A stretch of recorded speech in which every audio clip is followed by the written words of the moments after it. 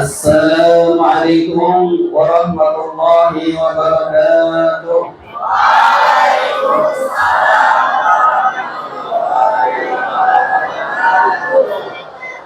A'udzu billahi minasy syaithanir rajim.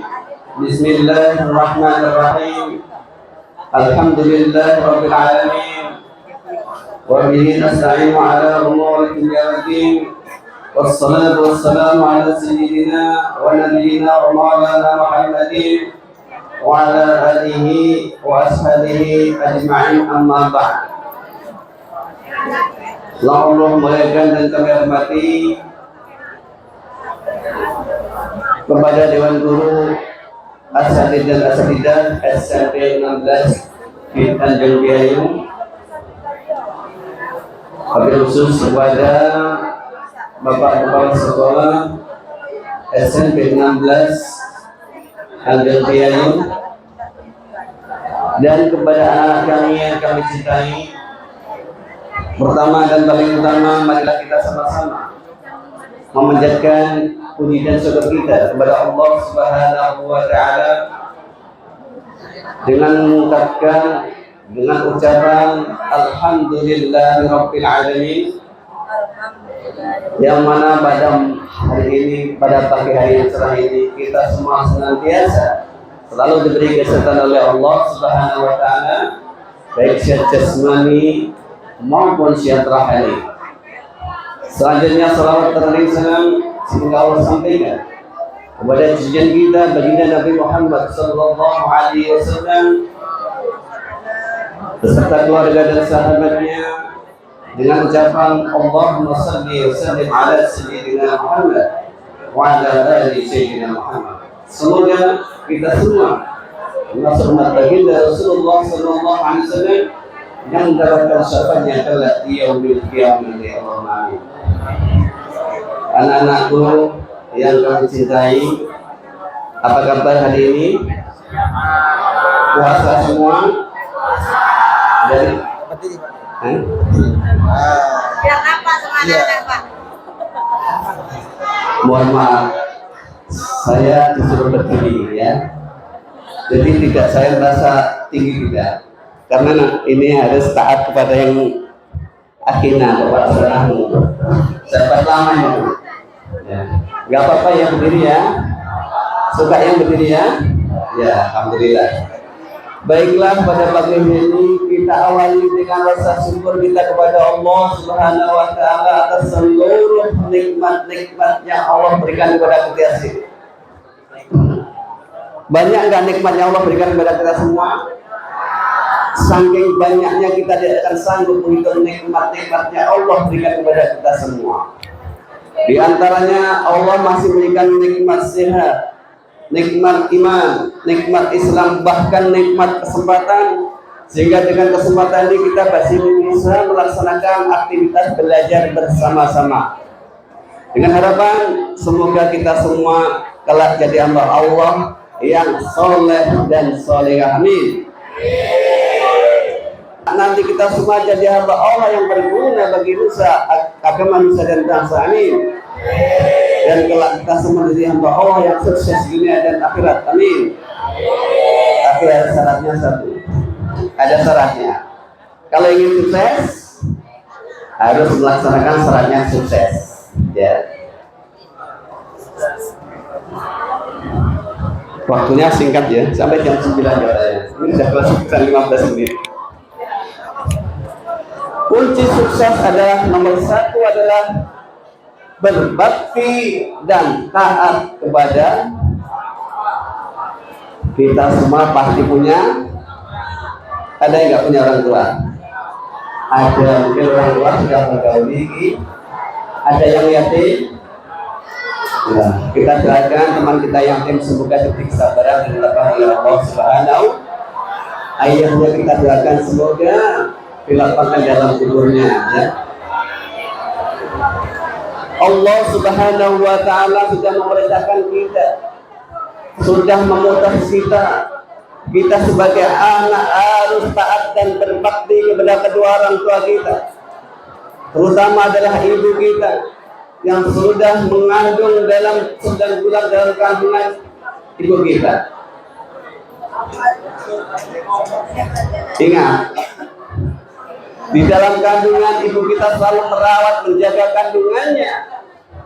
Bahkan makin hari, makin lama mendekati 9 bulan, makin besar kandungannya, makin berat kandungannya. Mau jalan ke sana kemari berat, mau tidur baring berat. Bahkan di awal mengandung kandang muntah, mules dan lain sebagainya perutnya. Itu gara-gara siapa? Mengandung kita semasa dalam kandungan. Oh, tidak sebatas itu aja. 9 bulan mengandung 10 hari setelah itu melahirkan. Ibu kita melahirkan taruhannya apa? Nyawa. Bayangkan, tidak bisa dibandingkan sakitnya orang melahirkan dengan sakit kita. Dikisahkan oleh Syekh bin Umar ketika dia waktu itu di kota Mekah, ada seorang pemuda yang menggendong ibunya, mengelilingi Ka'bah, tawaf, kemudian sa'i. Ya, selama itu ibunya digendong terus keliling, ya, tawaf, sa'i, dan terusnya. Kemudian ketemulah yaitu Syekh bin Umar. Dia bertanya, wahai Ibnu Umar, selama ini ibuku mengandungku, ibuku melahirkanku, ibuku merawatku dan membesarkanku, dan sampai dewasa. Dan saya rasanya aku ingin membalas ibuku. Aku gendong sekarang untuk tawaf dan sa'i. Apa kebaikan ibuku kepadaku? Ini balas itu kebaikan itu sudah menuai dan ya, kebaikan seorang ibu kepadaku. Apa Ibu Umar? Belum ada apa-apanya. Walaupun kau menggendong ibumu, mengelilingi Ka'bah, sa'i, bolak-balik, belum ada apa-apanya dibandingkan dengan ibumu yang melahirkanmu dengan tetesan darah. Nah, untuk itu sekali lagi, kalau kita ingin sukses dunia akhirat, belajarnya dimudahkan oleh Allah. Apapun urusan Allah, adalah kita berbakti dan taat kepada orang tua, terutama ibu dan ayah kita juga termasuk yang mencari nafkah untuk kita dari pagi pulang malam, kadang-kadang kehujanan kepanasan. Untuk siapa? Supaya anaknya bisa sekolah, supaya anaknya bisa belajar, supaya anak jadi anak yang sukses. Tiap malam ibu kita, orang tua kita mendoakan kita sebagai anak, supaya anaknya dalam keadaan selamat, sehat dan sebagainya. Makanya jangan sampai kita sebagai anak, ya, ketika orang tua kita mungkin sudah usia lanjut, maka harus kita rawat, kita jaga, ya. Dan jangan kita sekali-kali ya membentak orang tua kita, ya. Jangan sekali-kali kita mengencangkan suara kita di hadapan orang tua kita, ya. Wala tanharhuma, dalam Al-Quran dikatakan, dan jangan kau membentak, ya. Apalagi kita mengucapkan di hadapan orang tua kita ucapan tahu mama ini, ayah ini, pernah kayak gitu. Mungkin kita sebagai orang tua, ya, ketika anak mengucapkan gitu orang tua kita sedih. Tapi kalau orang lain atau teman sendiri yang mengucapkan kepada orang tua, mungkin nggak masalah. Tapi yang mengucapkan itu anaknya sendiri, orang tua jadi terlibat, kenapa ya anak saya sering berkata begitu. Makanya jangan sekali-kali kita berkata apalagi membentak, ya. Kadang-kadang pulang sekolah, orang tua minta, nak tolong beliin garam. Masih jawab, berangkat pun tidak, masih menjawab mama dan sebagainya, nggak tahu capek. Ya, jawab yang bagus. Kalau kita masih capek, bentar ya ma, ya, istirahat sebentar aja ma, ya. Anda kan baru nyampe sekolah ma, bentar ya ma, nanti maafin. Jangan langsung bentak-bentak, ya mama ini belum nggak tahu dan sebagainya, sampai kata-kata gerundel dan sebagainya, ya. Dan Al-Quran juga merintahkan kita wa qul lahum qawlan karima. Kita suruh berbicara kepada kedua orang tua kita dengan kata-kata yang mulia, kata-kata yang bagus, kata-kata yang menyenangkan hati kedua orang tua kita. Ya, ma, ya, mau minum apa? Gitu. Pernah nggak? Pernah nggak? Mak, tolong bikin teh. Yang ada itu paling. Nah, itu namanya sudah perintah.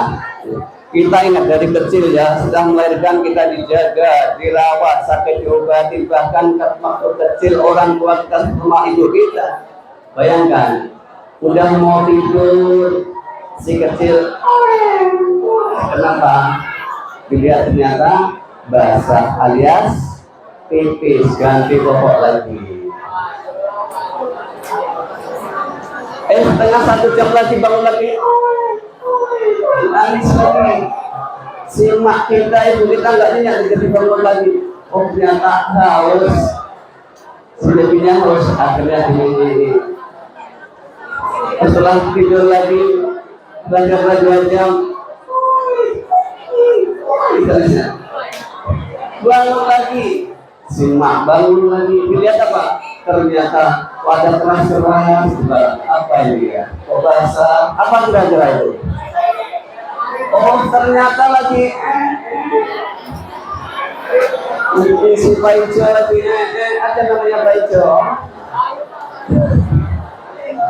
Ibunya bangun lagi, nyenyak nggak tidurnya? Bayangkan waktu itu, ya. Nggak lama kemudian sudah ada subuh, bangun, ya. Harus menyiapin anaknya nanti, ya, anak-anak umur belum abangnya, kakaknya mau berangkat sekolah, mau belikan baju, belikan sarapannya dan sebagainya. Bayangkan itu. Coba bayangkan ketika orang tua kita sudah meninggal tidak ada, ya. Apa yang kita bisa kasih kepada mereka juga. Kecuali Allah memberikan kita waqul Muhammad Rabbayani, katakanlah, ucapkanlah doa kepada orang tua kita, yaitu doanya masih ingat Rabbi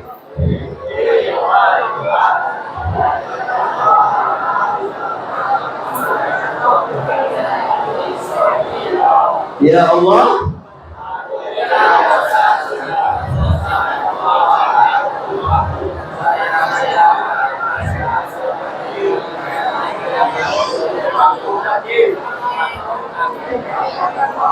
Nah, kalau kita berdoa yang ikhlas, ya. Kalau kita berbuat baik kepada orang tua dengan yang ikhlas, jangan sekedar basa-basi, ingin pilihan orang lain, nampak taat kepada orang tua, nampak tapi nyampe rumah dibentak-bentak. Kadang-kadang tidak naik motor, dia dibonceng dengan boys, sampai rumah dibentak-bentak. Ada yang kayak gitu? Jangan sampai. Kita orang tua kita merawat kita juga penuh dengan keikhlasan, taruhannya nyawa jiwa mereka. Ya. Masih kecil kita diceboni, ya. Pakaian dipakein, makan disuapin. Kira-kira seandainya orang tua kita sakit, kita sanggupkan nyebai orang tua kita? Kita sanggupkan membantu orang kita? Kita sanggupkan ganti pempes orang tua kita? Kok nggak ada yang ngacung? Sanggup? Halo? Seandainya orang tua kita sakit dan lanjut usia, nah kita sudah punya istri dan sebagainya, atau kita sudah berkeluarga, masih maukah kita merawat orang tua kita? Apa hanya ayah kepada istrinya masing-masing, lupa istri sebagai orang tua? Jangan sampai, ya, jangan sampai gara-gara istri nanti kalian sudah berkeluarga lupa kepada orang tua, durhaka kepada orang tua. Ingat kisah Alqamah? Ingat? Sahabat Rasulullah, Alqamah ini taat ibadahnya, taat, rajin puasa, rajin ibadah. Suatu hari Alqamah ini sakit, kemudian Rasulullah diri kapal di sahabat dia, Rasulullah, Alqamah sakit, biasanya rajin jamaah ke masjid, sekarang nggak pernah datang ya Rasulullah, tolong ya Rasulullah, ya, jenguk beliau ya Allah. Rasulullah menjenguk Alqamah. Ternyata Alqamah sudah apa namanya? Sadaratul. Ketika sakaratul maut dituntut oleh baginda Rasulullah, ditulis oleh sahabat Rasulullah untuk mengucapkan la ilaha illallah. Ternyata Alqamah nggak bisa mengucapkan. Padahal dia ahli ibadah, rajin ibadah, tapi ternyata nggak bisa kalimat la ilaha illallah. Kemudian Rasulullah sudah manggil ibunya. Wahai sahabatku, panggil ibunya, suruh kesini. Ternyata urusan baginda Rasulullah. Setelah sahabat Rasulullah datangi ibu Alqamah nggak mau. Memang anak saya berbeda, tapi dia cuek dengan aku. Dia hanya sayang kepada istrinya, dia nggak sayang sama aku, kata ibunya. Nggak mau datang lagi. Kemudian Rasulullah nyuruh lagi sahabat yang lain, suruh datang. Tetap tak mau. Sampai ketika kali nggak mau, wahai sahabat, carilah kayu bakar. Kita bakar saja Alqamah ini, kata Rasulullah. Ibunya mendengar.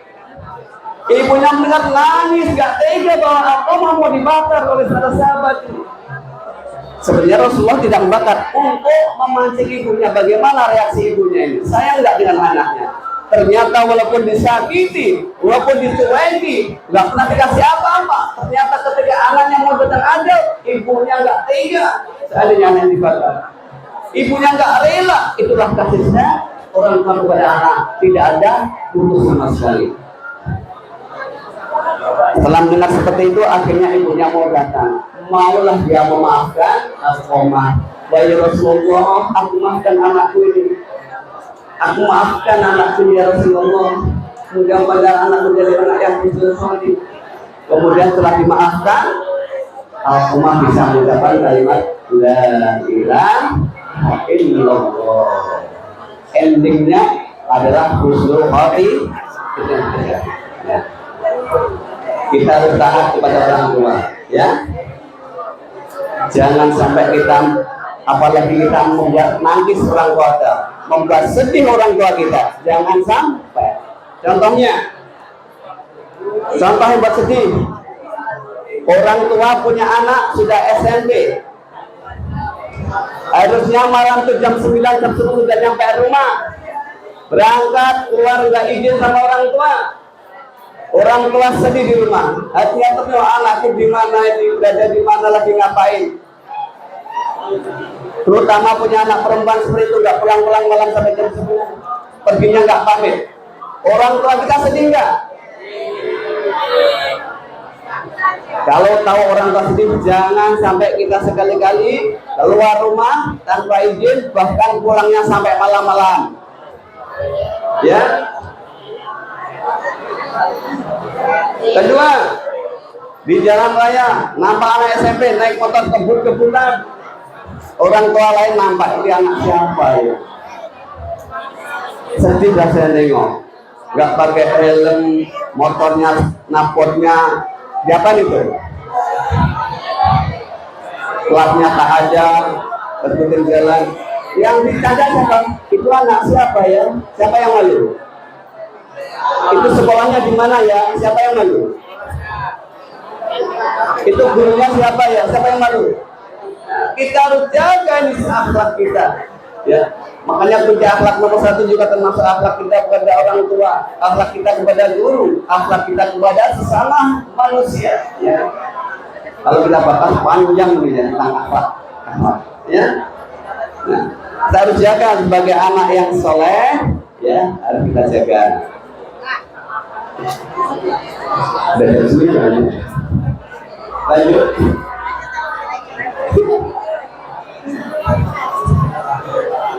Ya, kita harus bisa membuat hati orang tua kita senang. Bisa enggak? Kalau kita rajin sholat, orang tua senang enggak? Kita rajin belajar, orang tua kita senang enggak? Kalau kita main, kejaga belang-belang, orang tua senang enggak? Sebenarnya sudah tahu, kenapa kadang-kadang dilanggar? Setelah puasa bulan Ramadan, mari kita berubah dengan berubah yang lebih baik, ya. Bulan Ramadan inilah bulan tarbiyah Allah mendidik kita semua sehingga jadi hamba Allah, insan yang bertakwa. Apa takwa? Apa takwa? Secara bahasa artinya apa? Secara syariatnya adalah melaksanakan perintah-perintah Allah dan menjauh apa yang dilarang oleh Allah. Berbakti kedua orang termasuk juga perintah Allah. Wa bil walidaini ihsana, itu perintah Allah. Dan berbagilah kamu kepada kedua orang tua. Apalagi perintah Allah termasuk puasa. Puasa semua kan? Puasa. Ya. Kecuali akhwat perempuan, ya sebulan pasti ada yang nggak puasa. Laki-laki yang puasa. Ini puasanya kadang-kadang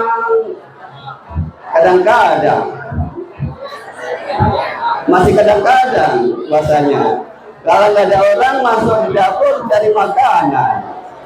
Nanti setelah itu pura-pura puasa, pura-pura lemas. Ada yang kayak gitu? Berarti membohongi Allah. Ya, membohongi Allah. Puasa itu adalah ibadah kita murni, adalah ibadah eksklusif, istimewa yang tahu hanya Allah. Kita puasa orang lain tahu nggak? Kita puasa yang tahu hanya kita dan Allah. Apa nggak puasa pun pura-pura puasa orang lain nggak tahu. Makanya kata Allah, semua amal taubat kebaikan dalam bulan Ramadan ini, hambaku ini amal hambaku semua dilipat gandakan sampai 10 kali, bahkan 700 kali, kecuali puasa. Ila shaum wa ana ajzihi, kecuali puasa. Karena puasa untukku dan akulah memberi pahala nanti. Apa pahalanya?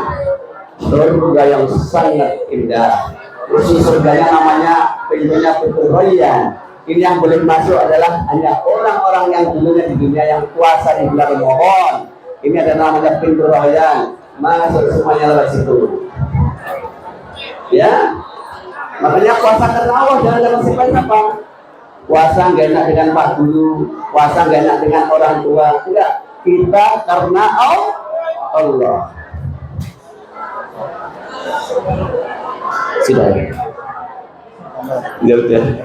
Sekaya amanah ya. Sudah lewat 5 menit. Mohon maaf kalau ada waktu yang terlalu lama ya. Insya Allah kita sambung dengan waktu. Ya mudah-mudahan kita doakan, kita berdoa kepada Allah SWT. Semoga ibadah kita semua senantiasa diberi Allah SWT. Semoga kita semua diberi kesehatan jasmani dan kesehatan rohani. Semoga kita semua Allah jauhkan dari segala sakit dan penyakit, dari penyakit sehingga kita bisa menangkan melaksanakan ibadah puasa bulan penuh tidak ada kesalahan apapun.